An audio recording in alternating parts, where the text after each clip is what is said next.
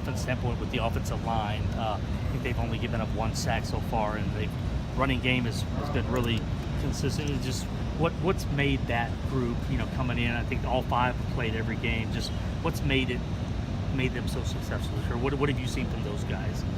Well, it starts with the position coach, Randy Clements. He does an unbelievable job. Been around him for a long time, and he does a great job of getting the best out of the kids. And Will up front, being our center, being our leader, being a really smart guy that gets us some good calls. And I think our tempo always helps with those guys and not getting extreme pass rushes because we do play with such a tempo.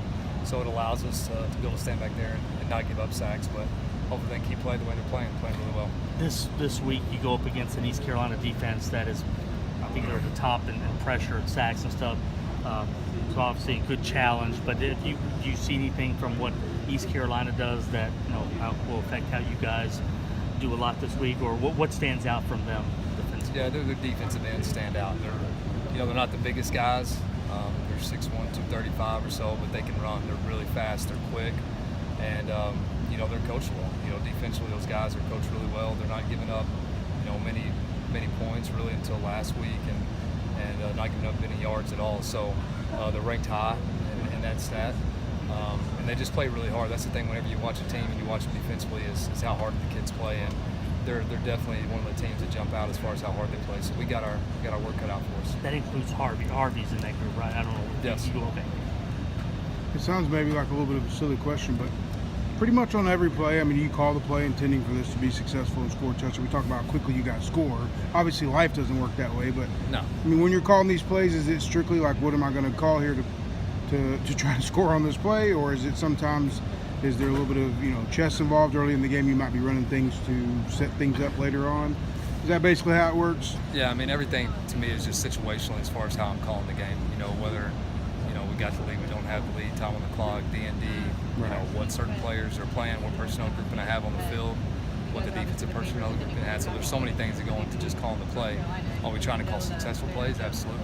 Are we trying to score touchdowns? Absolutely. So, we're not always just trying to throw the ball down the field and just chunking around. We got reasons for what we're doing, but we definitely like to be aggressive. Even on some of those drives, Kendal, they're not necessarily always chunking it downfield. You're methodical, so to speak, and it's these quick 10-yard gains, 12 yards, not necessarily the home run, but a lot of people ask what makes that so successful in this type of offense.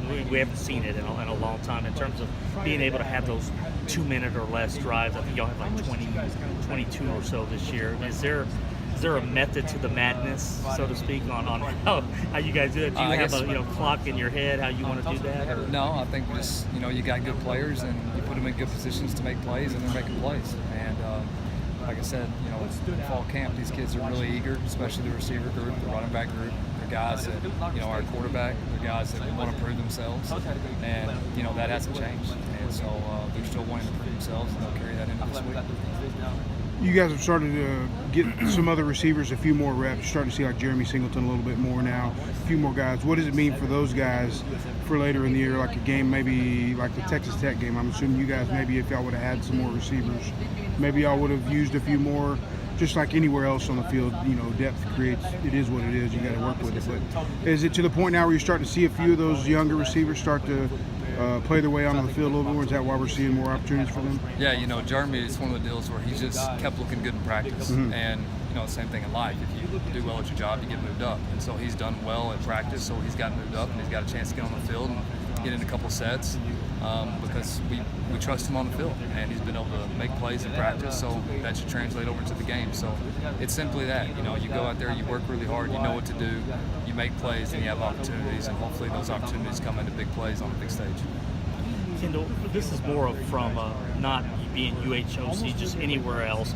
I asked Scotty Montgomery this week on a guy like Ed, when you see teams double team, triple team him, is that the ultimate sign of respect? And he said, no, the ultimate sign of respect is how much time you have to spend on a player during the week to prepare for him, just take it away from other things.